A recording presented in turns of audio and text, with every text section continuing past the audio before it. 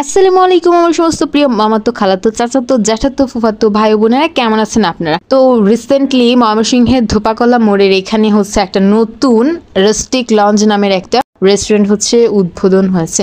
তো এইখানে হচ্ছে চলে গেলাম। তো আমি ফার্স্টে হচ্ছে দোতলায় চলে গিয়েছিলাম। আর দোতলায় পরিবেশটা এত সুন্দর ছিল আর চারিদিকে লাইটিংসগুলো অনেক বেশি সুন্দর লাগছিল। আর সবচেয়ে মজার ব্যাপার হচ্ছে এইখানে কিন্তু আপনি বসে একটা ফিল পাবেন অন্যরকম। তার কারণে এখানে কিন্তু অনেক ধরনের গাছপালা আছে নিচের সাইডে। তো আমি নিচেও কিন্তু যাবো, সেটা কিন্তু হচ্ছে আপনারাও দেখতে পারবেন। তো দোতলা থেকে হচ্ছে নিচের যে পরিবেশটা কিন্তু অনেক জাস্ট ওয়াও লাগে, কারণ উপরে কিন্তু হচ্ছে খোলা, মানে কোনো ঢাকনা টাকনা কিছুই নেই। তো এই ব্যাপারটা যে আমার কাছে খুবই ভালো লাগে। আর যদি আসা যায় হচ্ছে মেনু কার্ডের ব্যাপারে, তাদের ওদের মেনুটা অনেক সুন্দর লেগেছিল আমার কাছে, মানে ডেকোরেশনটা অনেক ভালোই লেগেছিল। যদিও এটা হচ্ছে নতুন, এখনো অনেক ডেকোরেশন নাকি ওদের বাকি। উপরের এই লাইটিং এর ডেকোরেশনটা আমার কাছে আরো বেশ ভালো লেগেছিল, যদিও আমরা হচ্ছে দিনে গিয়েছিলাম।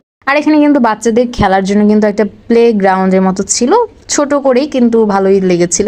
এখানে কিন্তু কফি টফি, তারপর আপনি অনেক ধরনের শেকস খেতে পারবেন। তো আমি এখানে হচ্ছে বসেছিলাম, আমার হচ্ছে খাবারটা হচ্ছে আমি অর্ডার দিয়েছিলাম। আমি অনেক এক্সাইটেড ছিলাম, কারণ আপনারা তো জানেন আমি কোনো জায়গায় গেলে আমি অনেক বেশি এক্সাইটেড হয়ে যাই।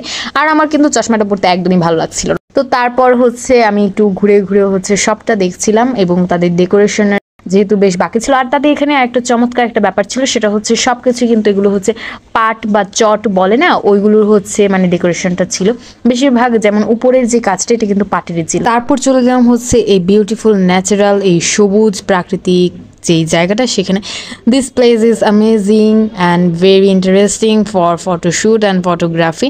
সো আপনারা কিন্তু এখানে আসার পর এই জায়গায় চাইলে কিন্তু আপনার একটু ন্যাচারাল প্রাকৃতিক যারা একটু বেশি ভালোবাসেন বা খোঁজেন, তাই কিন্তু এখানে ছবি টবি তুলতে পারবেন। আমি কিন্তু এই ছবিগুলো কিন্তু হচ্ছে পোস্ট দিয়েছি। তো এখানে যদি বৃষ্টি আজকে না হতো তাহলে হচ্ছে আমি এখানে বসে হচ্ছে খাবারটা খেতাম, কারণ এই জায়গাটা আমার কাছে অনেক বেশি ভালো লেগেছিল। যেহেতু দিনের বেলায় হচ্ছে আমি গিয়েছিলাম, রাতের বেলায় হচ্ছে এটা ভালো লাগবে। আর এখানে কিন্তু আয়না টাইনাও ছিল বেশ কিছু, আমার কাছে অনেক বেশি ভালো লেগেছিল। ডেকোরেশনটা ভালোই লাগলো। তারপর দেখবো হচ্ছে খাবারটা আসলে তাদের কেমন হয়।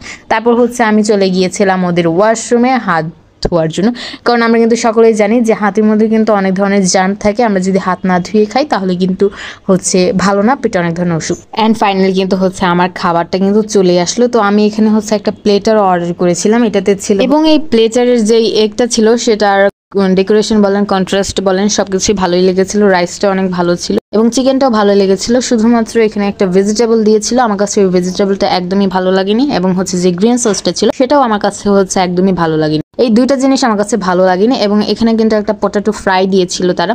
তো ওই পটেটো ফ্রাইটাও কিন্তু মানে ফ্রেঞ্চ ফ্রাই আর কি, ওইটাও আমার কাছে ভালো লেগেছিল। পানি খেলাম, এবং লাস্টে একটা চমৎকার ব্যাপার